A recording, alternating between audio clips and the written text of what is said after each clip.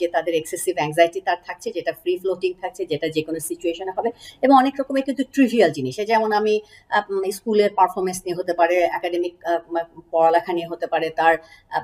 কর্মক্ষেত্রের জন্য হতে পারে, ঘর কন্যা নানা বিভিন্ন কাছে, ঘর থেকে বাইরে যাবে, মার্কেটে যাবে, সেটা নিয়ে অ্যাংজাইটি। অর্থাৎ যে কোনো সিচুয়েশন নিয়ে, এটা ঠিক পার্টিকুলার কোনো কিছু স্পেসিফিক কোনো কিছু নেই, যে কোনো কিছু নিয়ে তার কিন্তু উদ্বেগটা তার হতে পারে।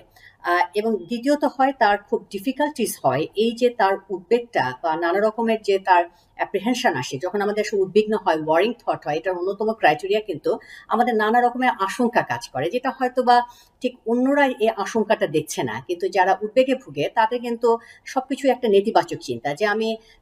কেউ বাইরে যাচ্ছি, এটা অ্যাক্সিডেন্ট না হয়, আমি আর এই